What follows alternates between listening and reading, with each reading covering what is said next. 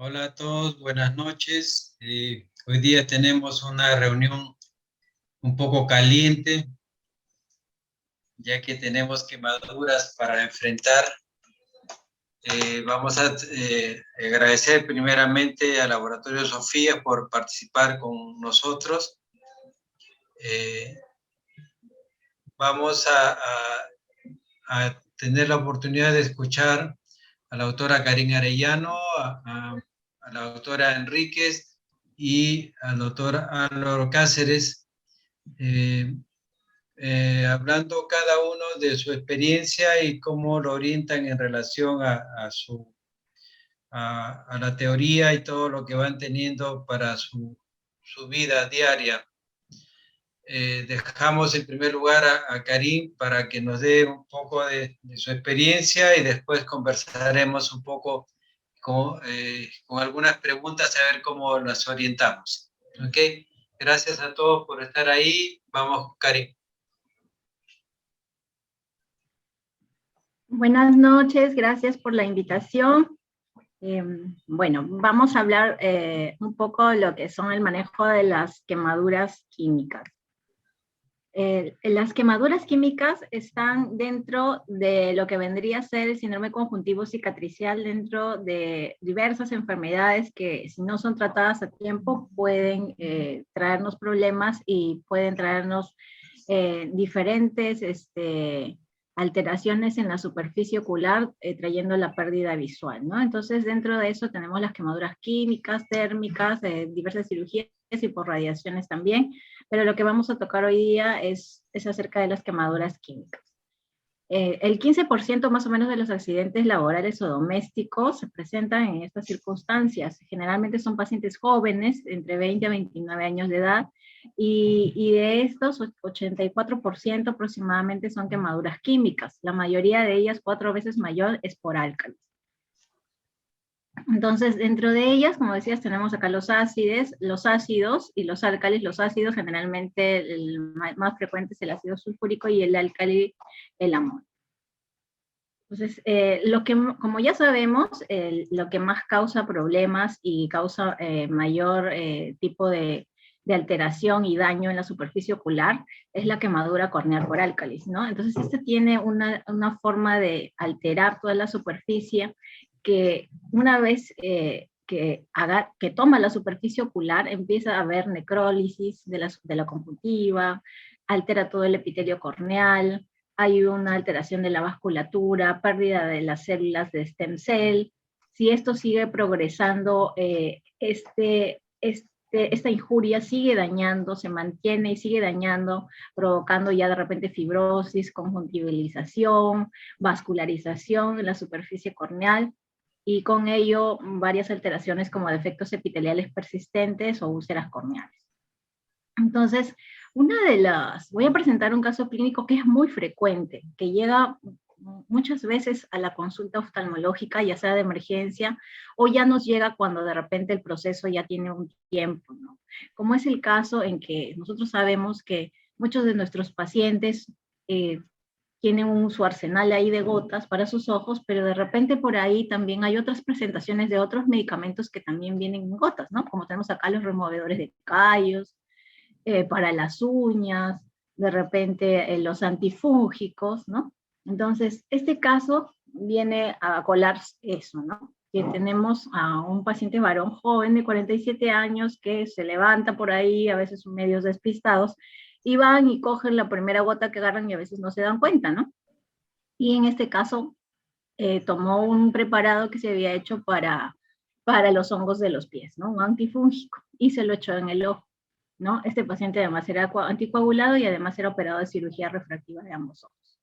Entonces, cuando llegó a mí, este paciente ya tenía 5 días en que le había ocurrido esto, ¿no? El paciente era de provincia y llegó ya después para verse en Lima, ¿no?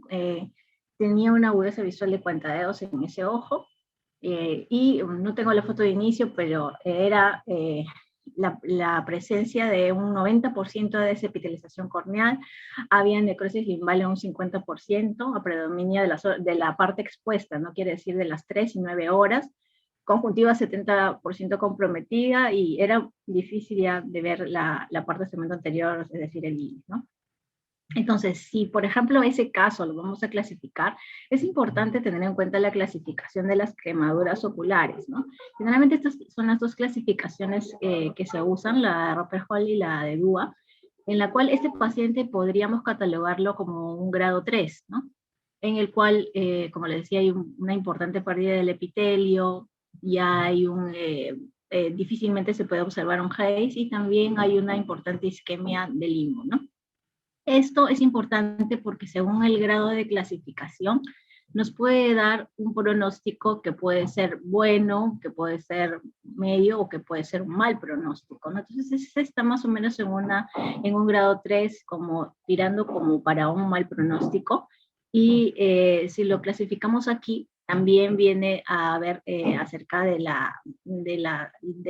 grado, o sea, de las horas en que se ha tomado la lesión, está tomándose la lesión del comportamiento de lo que está comprometida la conjuntiva, y también ahí lo podemos clasificar entre un grado 5, más o menos 4, 5, 6. Entonces es importante catalogarlo ahí. Otra cosa que es importante es en qué tiempo de lo que ha sucedido este episodio nos llega el paciente. ¿Por qué? Porque no es lo mismo un paciente que nos llega cuando recién le ha sucedido, ¿no? Donde hay que hacer cosas en ese rato, como tratar de eliminar el agente que le ha caído, un proceso inicial, hacer una irrigación profusa, ¿no? Para poder eliminar este agente, que cuando ya tenemos de repente este paciente que yo les comentaba que ya estaba en 5 días, ¿no? Pero que sin embargo, a pesar de estar en 5 días, se encuentra todavía en esta fase aguda que está incluida dentro de la primera semana, donde todavía podemos y tenemos chance de tratar de recuperar esas zonas que se han alterado, ese epitelio, esa superficie, tratar de mejorarlo. Que un paciente que si nos llegara pasada la semana, cuando ya hay empieza a haber una proliferación de queratocitos y ya empieza a haber ya yéndose como a la fibrosis, es más difícil tratarlo, ¿no? Y mucho peor si tenemos un paciente que ya está llegando al mes, ¿no? Entonces es muy importante cuanto antes entonces tratar al paciente. Aquí nuevamente podemos ver en este esquema lo que les comentaba, ¿no? En la primera semana podemos tantear lo que es la reconstrucción de la superficie ocular, el epitelio corneal. Ya cuando estamos entre los 8 y 21 días, tenemos que ir más hacia el control de la inflamación, porque si no vamos a tener más fibrosis. Y ya pasados los 21 días y llegando al mes, hay que tratar de prevenir complicaciones como ya sin bléfaros, ¿no? Como que ya va a haber una pérdida visual considerable en estos pacientes. Entonces, este paciente que estoy presentando, estamos en esta etapa, en donde tenemos que intentar de todas formas de mejorar, reconstruir esta superficie ocular, regenerar esta superficie ocular, y así evitar que este paciente quede con alguna secuela, con algún leucoma que luego le impida poder ver mejor, ¿no? Entonces, ¿qué se usa en esa primera etapa? Muchos lo que es la lubricación ocular. Generalmente en estos pacientes también la lubricación va a ser frecuente, entonces sabemos que si más de 4 veces al día vamos a usar lubricantes, vamos a preferir lubricantes sin preservantes.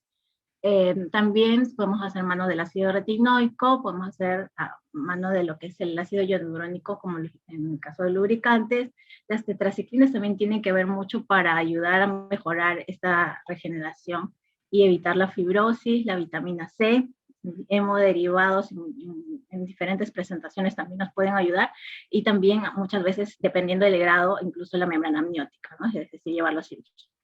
Entonces, si vamos a hablar primero de lo que serían las lágrimas, como ya les he dicho, están las artificiales y las lágrimas sin preservantes. Hay diversos tipos de lubricantes. En este caso, el hialuronato nos ayuda bastante porque se dice que el hialuronato mejora lo que es la superficie corneal, va a estimular la migración epitelial y evita lo que es la cicatrización y producción de lesiones corneales, ¿no? Hay que tener en cuenta que cuando escogemos un hialuronato, es importante que sea mejor de pH neutro o levemente alcalino, y saber también que en el caso del peso molecular de estos compuestos, el alto peso molecular va a producir agrupamiento de la CD44, que no lo tienen en este caso los de peso molecular más bajo, ¿no? Y también tener en cuenta si es una cadena larga o si es una cadena corta, ¿no? Después, la vitamina A, también podemos usarlo, en nuestros países existe lo que es en ungüento, y podemos usarlo también, hay algunos estudios que mencionan que ayuda a lo que es el crecimiento y el desarrollo epitelial en estos pacientes, proveniendo de la formación de panos y la inhibición del factor de crecimiento endotelial tipo A. Las tetraciclinas ya también es conocido, hay diversos estudios en que lo que va a hacer es inhibir esta metaloproteinasa 9, que se produce cuando hay inflamación, y otro tipo de colagenasas que son los que a la larga producen la fibrosis. Entonces, inhibiendo esto, vamos a mejorar rápidamente la superficie ocular, vamos a disminuir la cantidad que pudiera producirse opacidades corneales, y vamos a mejorar más rápidamente los defectos epiteliales, ¿no?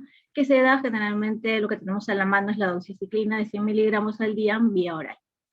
En otros países hay doxiciclina tópica, pero nosotros no tenemos. Lo otro también, he sabido que la vitamina C como antioxidante es un importante cofactor para la síntesis de colágeno, y va a prevenir que se produzcan estas úlceras corneales, úlceras de defectos epiteliales a repetición, va a ayudar con la cicatrización, y lo podemos tomar como 2 gramos en 4 dosis, y en algunos lugares hay tópico incluso, ¿no? Hay que tener precaución, sí, si es que lo vamos a tomar por periodos largos, precaución en pacientes renales. Y lo otro son los hemoderivados que podemos echar mano para que evitemos esta epitelización que a la larga nos lleva a un leucoma, ¿no? Entonces, tenemos lo que es el suero autólogo, que puede ser entre el 20 y 30%, muchas veces también podemos usar suero heterólogo o suero de cordón umbilical, y podemos usar el plasma rico en plaquetas en las diversas presentaciones, como son tópico, coágulo o membrana. ¿Qué van a hacer? Cualquiera de ellos lo que hacen es acelerar el proceso de la repitalización, evitan la neovascularización y disminuyen el daño en la zona limbar. Entonces, este es el paciente. El paciente, como les dije, como era anticoagulado también, y eso, la verdad es que cuando vi su ojo, era muy difícil, la verdad no era un pronóstico muy bueno. Muchas veces estos tipos de pacientes a veces quedan con secuelas y se le advierte al paciente, ¿no? Pero como llegó, como les digo, en ese lapso de una semana que todavía de repente tenemos chance y podemos hacer algo, entonces lo que hice fue, como acá en el Perú no tenemos lentes que tengan de repente membrana amniótica o algo, lo que le puse fue un lente de contacto terapéutico con un coágulo de PRP, el cual se lo puse ahí y se fue disolviendo,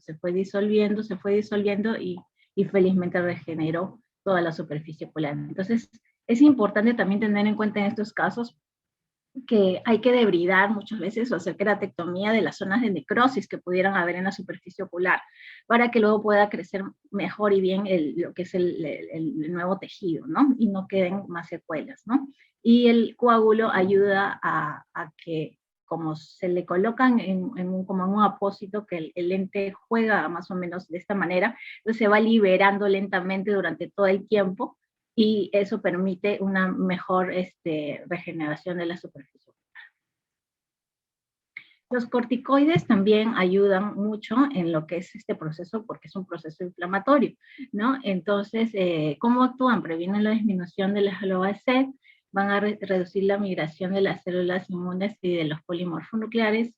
Eso sí, a veces retardan la epitelización. Entonces, es dependiendo de qué tan alterado esté y en qué etapa estemos para ver qué tanto usamos de corticoide, en qué cantidades y en qué momento los vamos aumentando. Y también tener en cuenta que tampoco se puede usar por tiempos muy prolongados, porque muchas veces estos pacientes pueden cursar con GEIS porque han tenido mucho daño, ¿no? En la superficie ocular, y la córnea muchas veces se adelgaza, y entonces puede haber también un riesgo de perforación si es que lo usamos discriminadamente. Entonces hay que ir evaluando y viendo en qué momento vamos subiendo o disminuyendo el corticoide, ¿no? Y podemos usar el acetato de prednisolona o la dexametasona tópica. Entonces, tener muy en cuenta que las quemaduras oculares constituyen una verdadera emergencia oftalmológica, ya que representan una de las principales causas de disminución o pérdida visual, ¿no? Como les digo, muchas veces ocurren accidentes como les acabo de presentar, y es bastante frecuente en la consulta que nos lleguen casos así, unos más severos que otros, ¿no? El tratamiento va a estar dirigido a mejorar la integridad epitelial y estabilizar el estroma, reducir la inflamación y manejar estas complicaciones que pudieran suceder. Un manejo apropiado y a tiempo va a evitar futuros daños y va a disminuir la pérdida severa de la severa visual. Entonces, para recordar, entonces el manejo, vamos a ver que es muy diferente en etapa aguda, donde tenemos que irrigar, remover partículas, ¿no? Y tratar de valorar la hendidura si es posible, ¿no? En la segunda etapa, como ya les mencionaba, que era la de reconstruir el epitelio. La tercera etapa, que es control de inflamación, donde ya vamos a echar más manos de corticoides, o de repente hay otros fármacos derivados de progesterona. La tercera etapa, ya prevención de complicaciones, donde muchos pacientes cursan con también aumento de la presión intraocular, y hay que manejar esta presión, aumento de presión intraocular, evitar las sinequias, usando cicloplégicos.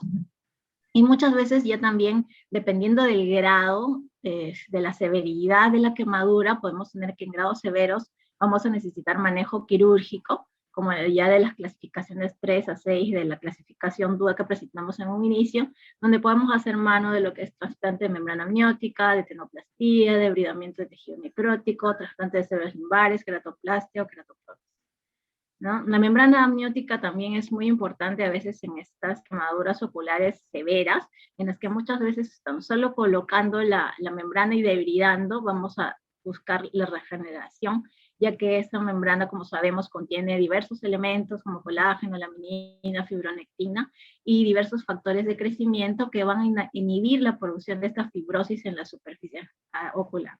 También nos va a evitar la producción de vasos, pues, sirve como antiangiogénico, antiinflamatorio, y nos va, pues, a ayudar a una repetilación mucho más rápida, ¿no? Muchas veces las tenemos que colocar, puede ser en sal, o a veces tenemos pacientes que incluso a veces se tienen que colocar así ambulatoriamente, y es siempre mejor una membrana fresca o criopreservada, ¿no? Y el trasplante de células limbares se da ya cuando ya estamos viendo que este paciente ya ha pasado su etapa aguda, y vamos a necesitar hacer una reconstrucción de la superficie ocular, tomando conjuntiva y tejido limbar de pacientes que de repente en el ojo contralateral pudieran estar mejor, y pasarlo al ojo que tuvo el percance, ¿no? El accidente. Por eso puede ser una lateral o bilateral, autólogo o halogénico, o de donante vivo cada vez.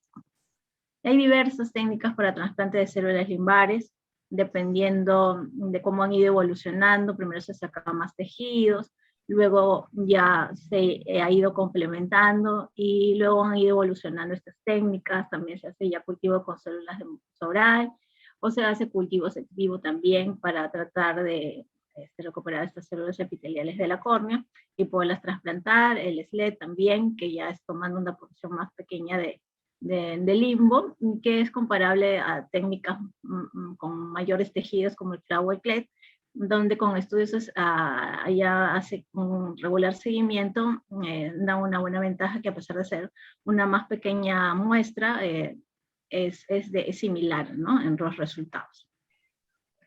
Y bueno, los trasplantes de mucosa labial, que también se pueden dar obteniendo de la mucosa del mismo paciente, para tratar de mejorar también lo que es la superficie ocular.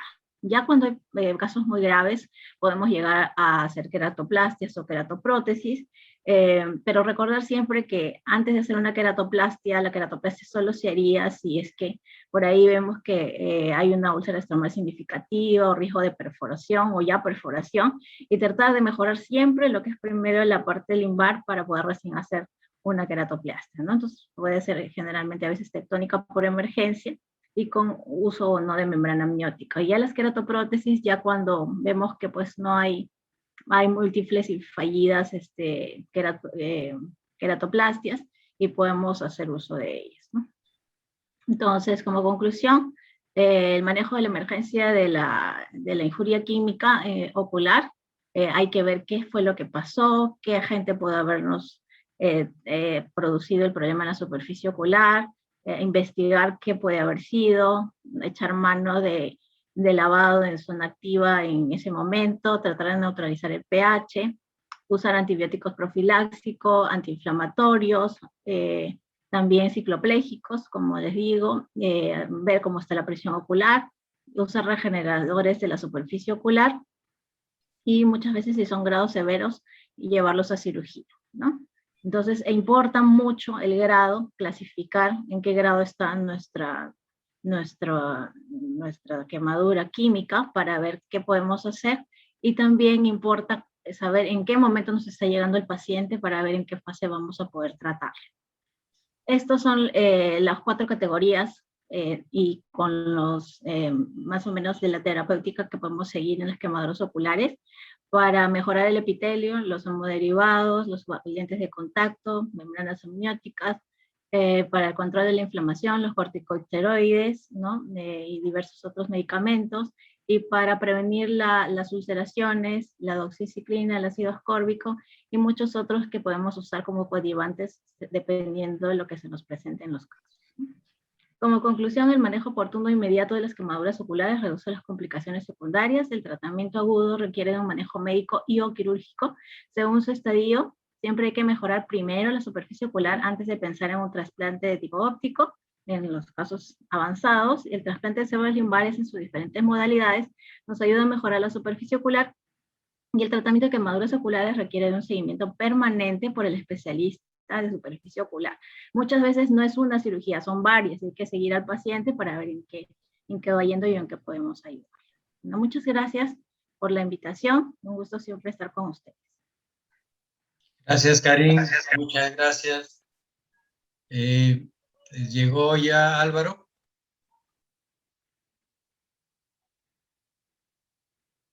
Parece que no llega todavía el pequeño. Entonces, doctorita Enríquez, por favor, tiene toda la sociedad para usted.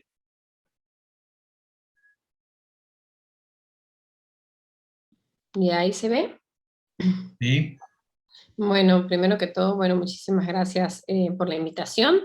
Yo voy a tratar de ir obviando quizás algunas cosas para no repetir algunas cosas que nos ha dicho la doctora Karin, y quizás mostrar quizás algunos videos que corran, ¿no?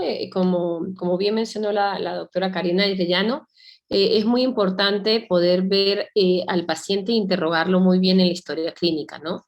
No es lo mismo una quemadura por álcali que una quemadura por ácido o por alguna gota como tipo antifúngico, ¿no? También el tiempo de evolución que lleva la quemadura, si es aguda o si ya lleva días de la evolución, si es unilateral o si es bilateral, esto es muy importante porque muchas veces está mucho más afectado un ojo y a veces está pocamente afectado otro ojo, y tanto al paciente con el dolor del ojo más afectado y al médico que está pendiente del ojo más afectado, se le olvida a veces de que el otro ojo ha sufrido aunque sea una pequeña quemadura.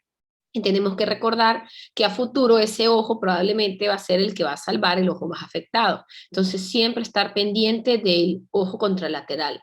El lavado ocular tiene que ser exhaustivo, así el paciente venga a consulta y diga que él fue primero a un ambulatorio y fue primero a otro centro y que ya le hicieron un lavado ocular. No confiar y uno mismo volver a hacer otro lavado ocular donde se tenga mucho en cuenta que ver los fornis y donde se vea muchas veces la cal, y estos agentes se pegan a la conjuntiva tarsal. Entonces es muy importante retirar toda la cantidad porque esto se queda ahí y sigue produciendo inflamación de manera crónica. Si el paciente tiene enfermedades previas sistémicas, si tiene alguna alergia a algún medicamento, y siempre documentar al paciente, si es posible tomarle una foto, porque estos pacientes cuando recién están quemados todavía a veces tienen una agudeza visual buena y el ojo aparentemente se ve normal, y el paciente no sabe de que esto a futuro va a llevar a una deficiencia de stem cell y no tiene que pensar que fue causa de un mal manejo, sino que es de la manera como llegó. Hay ciertos signos que hay que estar pendiente, como es, siempre le digo a mis pacientes, cuando a veces no estoy, mis residentes, cuando a veces no estoy, ¿cómo está la quemadura? Lo primero que no se les puede olvidar es teñir a ese paciente. Hay que colocarle fluoresceína para ver el defecto epitelial. A veces me llaman a mí y me dicen, no, doctora, está bien, solamente se ve un poquito de quemosis. Y la córnea transparente, doctora, y no se dan cuenta que en esa córnea hay un muy buen defecto epitelial que hay que parchar. Ver si hay pérdida de tejido, como este caso en la arriba superior derecha, que es necesario de rellenar en etapa aguda, porque si no eso conlleva la perforación. Clasificarlo, como dijo la doctora Karin, y bueno, el tratamiento médico que viene a ser prácticamente el mismo, es decir, antibióticos, está pendiente siempre de la presión intraocular, los esteroides, doxiciclina, ácido ascórbicos, lubricantes y plaquetas. Dependiendo del caso, tiene que ser quirúrgico, en el cual colocamos un recubrimiento de membrana amniótica, y también podemos utilizar inyección intravítrea. En Oftalmosalud nosotros producimos la propia membrana, está a cargo de la bióloga, la doctora Nadia Canorio, y ella es la que se encarga de hacer la membrana, la cual es rica en un montón de factores que suprimen la actividad inflamatoria y la formación de tejido cicatricial, y también de un montón de factores que son inhibidores de las proteasas. ¿Cómo la colocamos? Se puede colocar por medio de la técnica de Brown, en la cual se cubre toda la superficie ocular, también la conjuntiva tarsal, y se sutura por fuera de los párpados. O se puede colocar también con un conformador. Si hay pérdida de tejido, como este es el caso, se puede hacer lo que se llama el thick amniotic membrane, que es varias membranas amnióticas juntas para poder rellenar ese tejido que se ha perdido. Nosotros en la clínica hemos hecho un trabajo en ratas, en la cual generamos quemaduras químicas en la rata de manera randomizada en todas ellas, y lo que buscaba este estudio probar que los corticoides orales son beneficiosos en la etapa aguda de la quemadura. Mucho hay detrás de esto, porque si se dan a largo plazo por periodos prolongados pueden evitar la epitelización, pero en experiencia propia y personal, en la etapa aguda son beneficiosos. Aquí nosotros evaluamos después de extirpar enuclear estos ojos y verlos al microscopio, nos pudimos dar cuenta que había menor cantidad de troncos de neovascularización en aquellos casos que recibieron tratamiento tópico y tratamiento oral. Así igualmente como el número de cuadrantes que presentaron por vasos, y la cantidad de células inflamatorias también fue mucho menor en el grupo que recibió tanto tópico como oral. Aquí tenemos las fotos de las ratas, donde se ve que en el día 10 el grupo que tenía corticoides tópicos virales tuvo menor cantidad de neovasos. Siempre mirar cómo es el tipo de neovascularización que sucede en estos pacientes cuando ha habido un daño de los 360 grados del limbo corneal.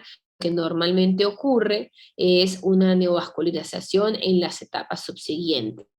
El tratamiento intermedio, lo que tenemos que estar es muy pendiente del glaucoma, porque si bien queremos un paciente en el cual se mejore la superficie ocular, no queremos un paciente en el cual su nervio óptico sufra daños, y siempre tratar las alteraciones de superficie y las alteraciones palpebrales antes de proceder al diagnóstico definitivo. Entonces tratarse los simbléfaros, litiasis, porque esto después me va a dañar la superficie ocular. Si hay mucha ojo seco de la quemadura, entonces proceder a un trasplante de glándula salival. Aquí se ve esto en conjunto con la doctora Yagi, que es la cirugía plástica de nuestra institución. Realizamos estos procedimientos para pacientes con ojo seco severo, en el cual lo que es extirpamos una cantidad de glándulas salivales que se encuentran en el labio inferior, y de esta manera la extirpamos, se saca aproximadamente entre 1 a 2 racimos, luego cerramos el defecto generado en el labio inferior del paciente y lo procedemos a implantar en el sulcus del párpado inferior con buenos resultados. Aquí vemos cómo se está implantando la glándula salival en el surco de este paciente. Siempre es importante ver en qué estadio está el paciente antes de proceder al tratamiento definitivo, y lo que nosotros queremos es operar un paciente donde no exista inflamación. Existen diferentes tipos de trasplantes que podemos hacer dependiendo del caso que tengamos, ya sea autólogo que proviene del mismo paciente, heterólogo si es de un familiar, vivo relacionado, o ex vivo que proviene del laboratorio, o cadavérico que de un paciente muerto. por decirlo así. Entonces el tratamiento va a ser distinto, es un déficit parcial, el cual puede ser tratado similar a se trata un pterigio, probablemente en asociación con membrana amniótica, y si es total va a depender si es unilateral, porque va a requerir un trasplante autólogo, y si es bilateral va a requerir un trasplante halógeno. Es un paciente que recibe de su hijo, y para esto se hacen compatibilidad, se estudia la compatibilidad del antígeno HLA y del grupo sanguíneo para ver que sean lo más match posibles, ¿no? Siempre es importante en casos como este, en el cual no tenemos una historia clínica y no sabemos estos dos ojos, como se ve muy similar en quemadura, pero si no se hiciera un estudio de VM antes de la cirugía, nos quedáramos con la sorpresa que este ojo, en el momento que quitemos la neovascularización, no vamos a conseguir con una córnea perforada, con la cual debemos estar preparados. Mientras que en este ojo, que también se ve similar,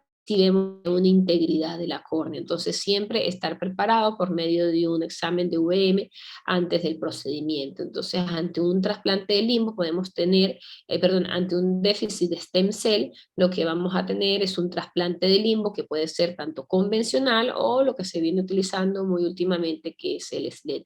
El convencional es a lo que llamamos CLAU, de sus cifras en inglés, que es Conjunctival Limbal Autograft Transplantation, y esto lo que consta es en sacar 2 lentículos del ojo sano, aproximadamente de 5 a 6 milímetros, y trasplantarlo en el ojo enfermo. Este es un paciente en el cual se hace un trasplante de limbo. Aquí vemos cómo se extrae el limbo del ojo sano, es parecido a una extracción aquí se ve muy bien, me gusta esta foto porque, a ver si se ve, ay, perdón, aquí ya, aquí se ve muy bien limbo, aquí miren que se ve el limbo extraído de la zona, y esto es lo que se va a trasladar en el ojo enfermo, ¿no? En el ojo enfermo se hace una peritomía 360 grados, donde se saca todo el tejido neovascular que hay sobre esa córnea, se deja expuesta la córnea de una manera que no exista una queratectomía tan profunda, porque si no podemos llevar a la perforación, y posteriormente se implantan los limbos extraídos del otro ojo para ser posteriormente recubiertos. En este caso tapamos era un paciente que tenía una válvula, y tapamos con un parche esclerar la válvula, producto de la quemadura, también sufría presión intraocular, y posteriormente de poner los trasplantes de limbo del ojo contralateral, se cubre todo esto pues con una membrana amniótica que, si es posible, debe ser fresca, ¿no? Entonces eso vendría a ser un trasplante de limbo. Nosotros tenemos mucha experiencia, ya tenemos pacientes prácticamente 10 años de seguimiento, en el cual hemos hecho trasplante de limbo. Aquí podemos ver los pre de estos pacientes, aquí podemos ver los postoperatorios de estos pacientes, y la verdad es que en muchos casos se obtienen resultados muy óptimos. Sin embargo, son pacientes que requieren de un seguimiento prolongado y de un seguimiento bastante dedicado. Yo me conozco el nombre de todos mis pacientes, porque son pacientes que, a pesar de tener una superficie muy, muy reconstruida y muy bonito, la mayoría de ellos por lo menos queda con algunas secuelas de ojo seco. Saber que este no es un procedimiento fácil, que tiene que ser realizado por personas con experiencia, porque es un procedimiento que en las mejores manos tiene una tasa de éxito del 60 al 70%. Y siempre recordar que si vamos a hacer un trasplante autólogo, tenemos una sola oportunidad de sacar células de ese ojo. Entonces, no pecar mucho de ambiciosos, porque le estamos quitando la única posibilidad a ese paciente, porque pues su otra oportunidad va a ser que esté sometido de por vida probablemente a inmunosupresión sistémica si esto falla. Otra alternativa es lo que llamamos el SLED, que es prácticamente lo mismo, solo que con la única diferencia que en vez de sacar 2 tajadas de 5 milímetros cada uno, se saca una sola de 2 milímetros, y esta se corta en diferentes pedacitos bastante pequeños y se coloca sobre la superficie corneal para ser posteriormente recubierto con una membrana amniótica y un lente de contacto. Aquí tuve la gran oportunidad de aprender esta técnica con el doctor San Juan, que vino al Congreso Panamericano, y es pionero pues esta técnica. Los resultados del SNELED son también bastante prometedores, tener en cuenta que cuando se hace un SNELED, estas células que se implantan son sobre la córnea, por lo cual si este paciente quiere un trasplante de córnea posterior, no es prudente realizar este trasplante de córnea en menos de un año, porque esas células siguen reproduciéndose durante varios meses. También algo que ya el mini SLED, que son para las quemaduras parciales, este es los doctores Hernández, el doctor Nava y el doctor Amezcua, que presentan esta técnica, especie de trasplante de limbo, pero como si fuera una cirugía de terigio. También se puede, cuando no se puede, o sea, se puede cultivar estas células en el laboratorio cuando se piensa que la quemadura es tan severa que un LED no va a ser suficiente para ella. También se pueden sacar células de la mucosa oral, cultivarse en el laboratorio y pasarlas a ser trasplantadas en el ojo, también dan buenos resultados. Las ventajas entre uno y otro es que el SLED puede permitir algunos otros procedimientos a posteriores, menor tejido el que se utiliza.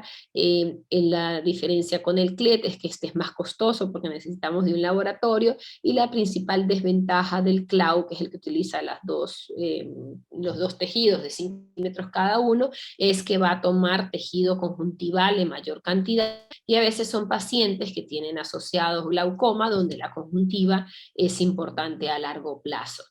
Nosotros publicamos este artículo, de hecho hace 2-3 años ganó el Premio Nacional a la Investigación Médica, otorgado por el Colegio de Médicos, en el cual presentamos los resultados a largo plazo de pacientes quemados, donde reportamos que si bien, como le mostré, las fotos son fabulosas, son pacientes que requieren seguimiento a largo plazo. Algunos de ellos pueden tener alteraciones en la epitelización corneal que deben ser muy lentas. Siempre me preguntan qué pasa con el otro ojo, que vamos a extraer tejido del otro ojo.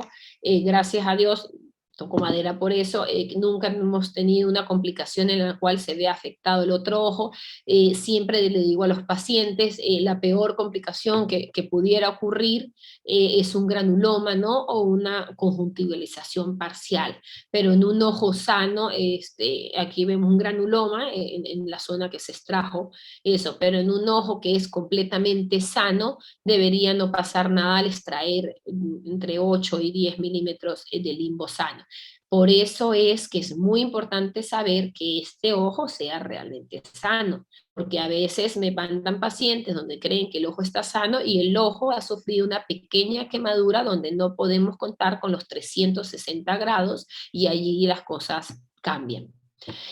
¿Cuáles son los efectos neovasculares secundarios después de seguimientos a largo plazo de estos trasplantes de limbos? Y la mayoría de ellos es neovascularización recurrente. Casi siempre ocurre en el sector donde estuvo la mayor quemadura, es decir, si la mayor cantidad de cal entró en la parte superior o superotemporal, usualmente por esa zona, a pesar del trasplante, es donde trata de haber una neovascularización parcial.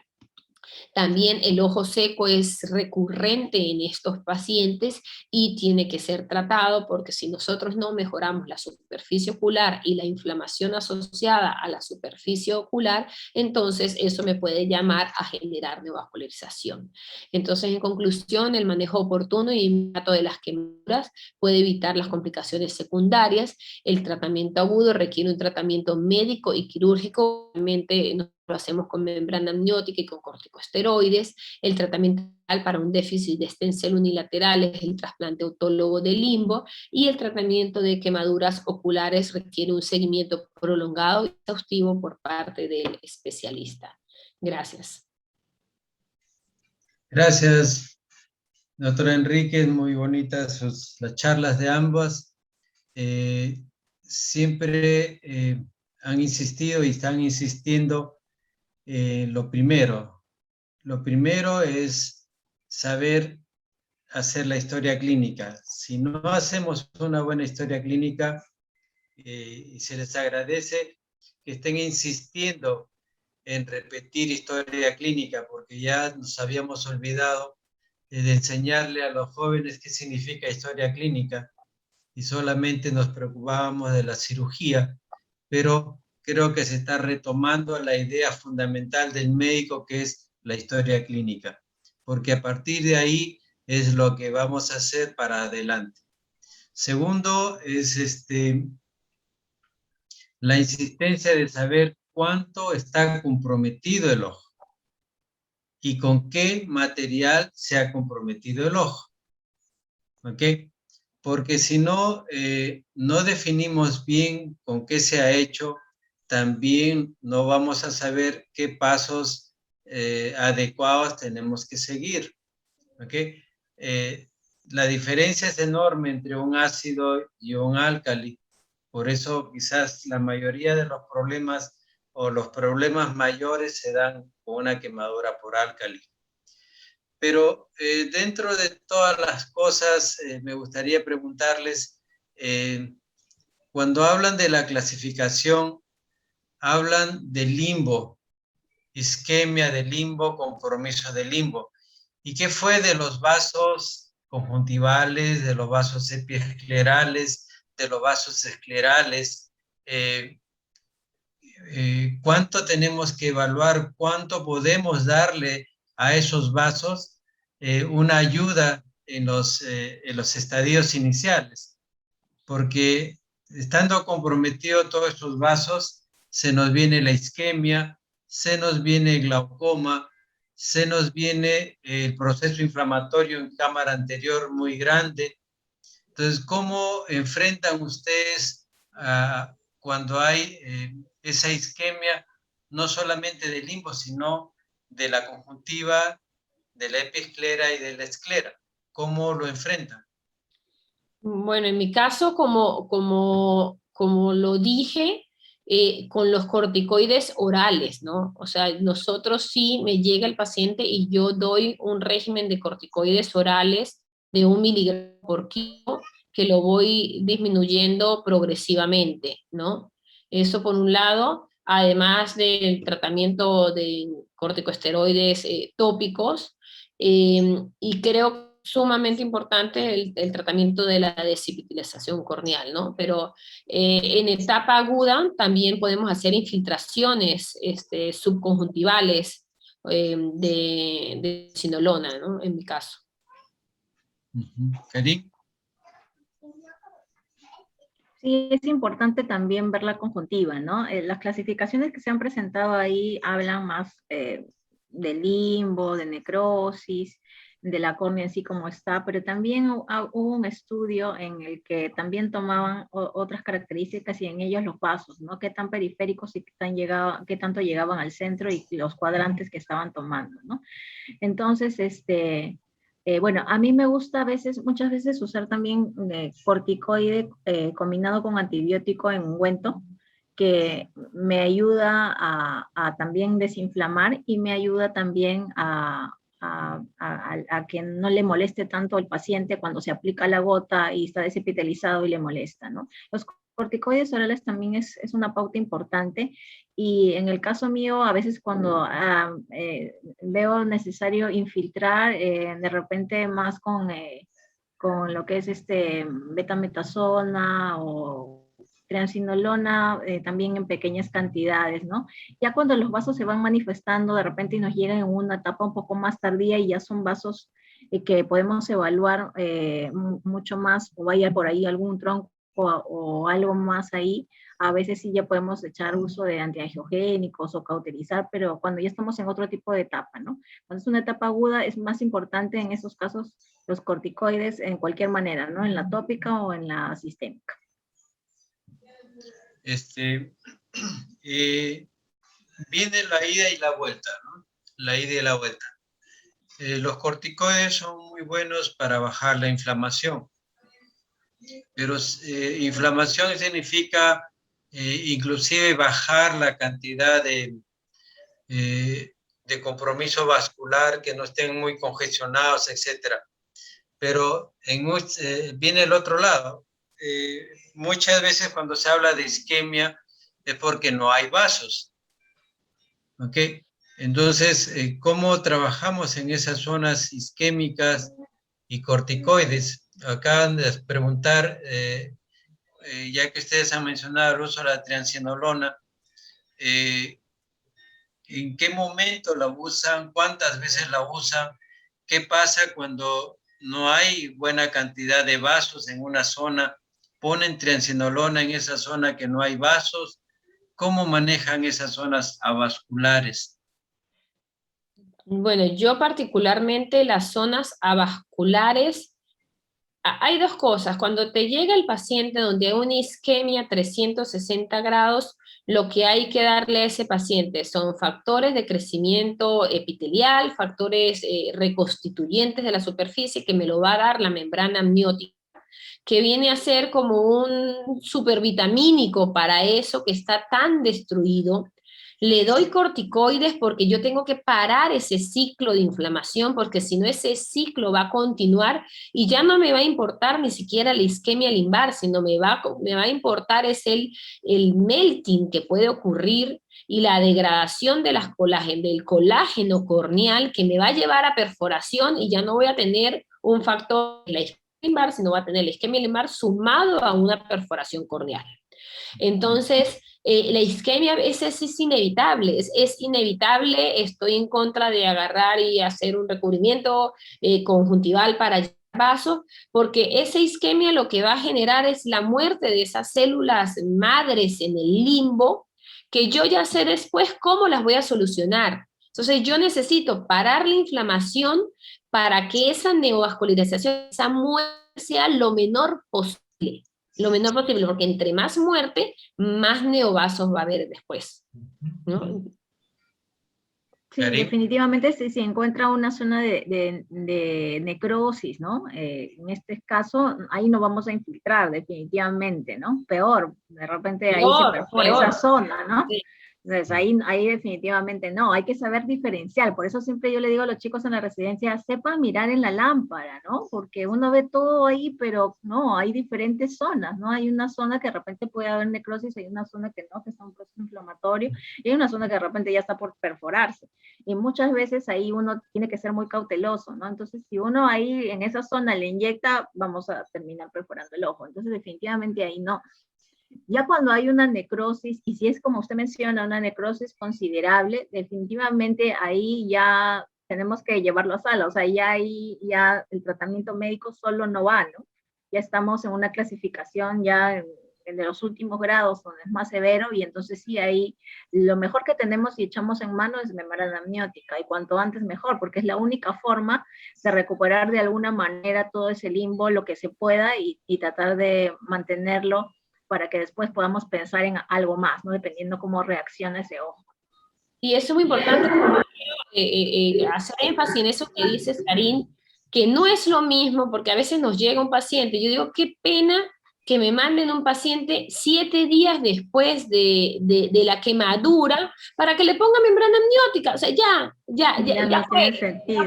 Si en realidad vas a mandar ese paciente, o sea, se quemó hoy y en la tarde está viniendo el paciente, porque esa membrana amniótica hace magia en las 48 horas de que está quemado. Después de 48 horas de quemado, ayuda, pero no hace la magia que normalmente hace. Entonces, evalúen si se puede manejar, si en el sitio donde están lo pueden manejar, porque yo he tenido muchos pacientes de quemaduras espantosas, que los han referido a tiempo y que el paciente no tuvo ni siquiera después de hacerse trasplante de limbo. La membrana amniótica les salvó el ojo y bueno, y lo demás, ¿no? Entonces, la importancia del tratamiento adecuado en el momento agudo, ¿no? Es básico. Claro, ahí como les decía, pasa la semana y ya no, ya estamos en otra etapa, o sea, ahí ya se perdió un tiempo precioso, entonces ya no es lo mismo el resultado de ese paciente y el pronóstico definitivamente es muy diferente, ¿no? Y eso va para todo, quemaduras en general, ¿no? Quemaduras en fuego directo, no solo las químicas, incluso otros pacientes con síndrome conjuntivo cicatricial, los Steven Johnson, pero el ojo ya también está mal y si lo deja uno ahí, cuando ya salió de eso, quedó ciego, ¿no? Entonces, de repente en la cama mismo ahí también poner la membrana, ¿no? Eso es la importancia de actuar a tiempo y evitar ahí que el paciente llegue a una ceguera, porque fácilmente llega a una ceguera si no se actúa a tiempo. Claro, quizás lo estaba encaminando para eso, ¿no? Cuando iniciaste tu charla, Karin, mencionaste que están incluidas en los síndromes conjuntivos cicatrizales.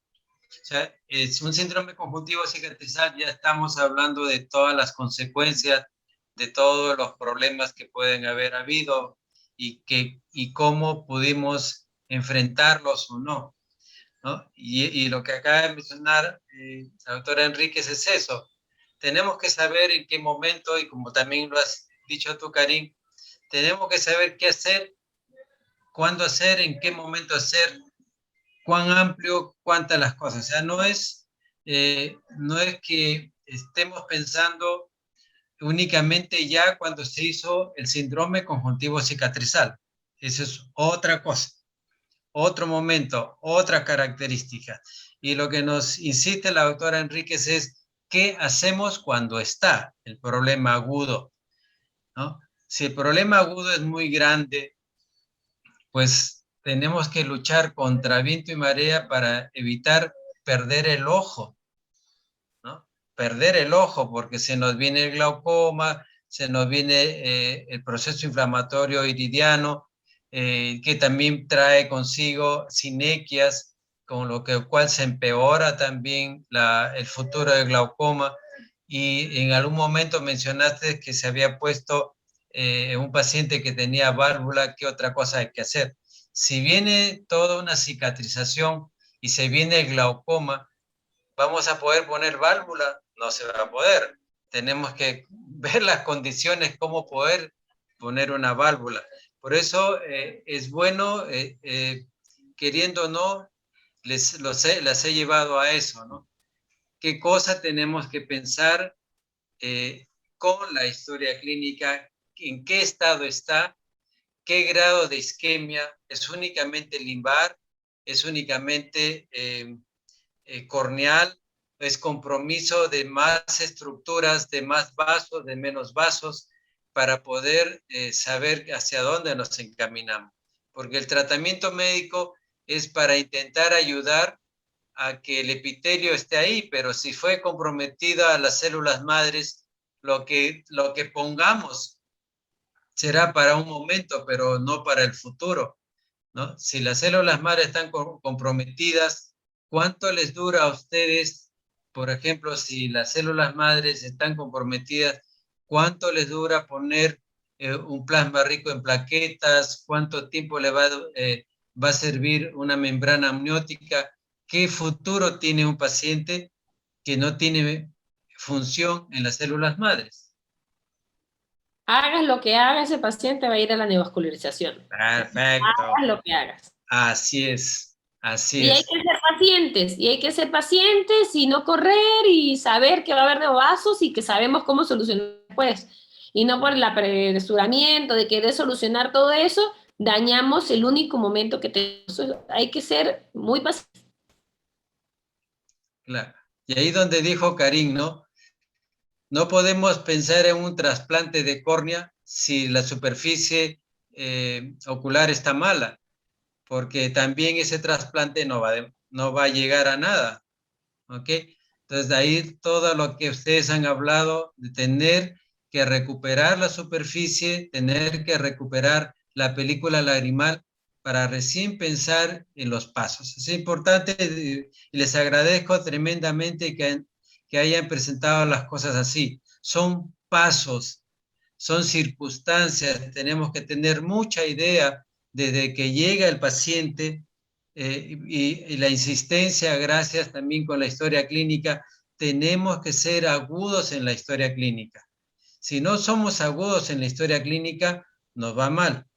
También presentaste, doctora Enríquez, el uso de los colorantes. Tenemos que saber usar los colorantes, tenemos que saber cuánto está comprometido. Hay veces en un paciente quemado, uno pone fluoresceína y llama la atención que la fluoresceína llega hasta la cámara anterior. ¿Y qué pasó acá? Es porque el compromiso es tan grande que pasa como si nada, ¿no? Entonces, eso también nos ayuda a valorar cuánto es el compromiso que tiene esa córnea en todas circunstancias. No sé si quieren adicionar algo más, si hay alguna pregunta.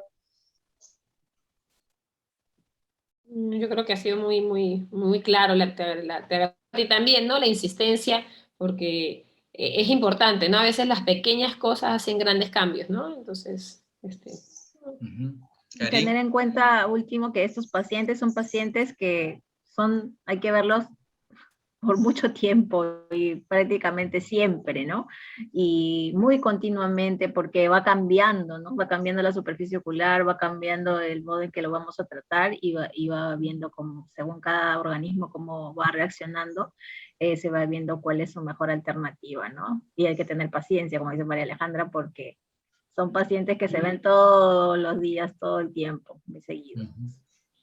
Muy bien. Así que para los residentes que están ahí escuchándonos nada más y todo, que sepan mirar bien en la lámpara de hendidura, que sepan diferenciar las áreas que hay en estos casos, en general, en todo lo que es patología ocular, ¿no? Superficie ocular, y que haya que tratar a tiempo, ¿no? Los pacientes, no esperar en estos casos. Muy bien. De verdad, muchas gracias, doctoras. No hemos estado completos, nos faltaron un ponente y 2 moderadores, pero lo importante es que han estado ustedes, lo importante es que han dado sus ideas y siempre se les va a agradecer por todas esas experiencias que nos brindan y poder avanzar con nuestros pacientes. Muchas gracias. Un cariño tremendo para las dos. Ya nos vemos otro día. Gracias, doctor. Un gusto verlos. Y gusto con todos por haber estado con nosotros. Hasta luego. Nos vemos. Hasta luego. Chao. Gracias.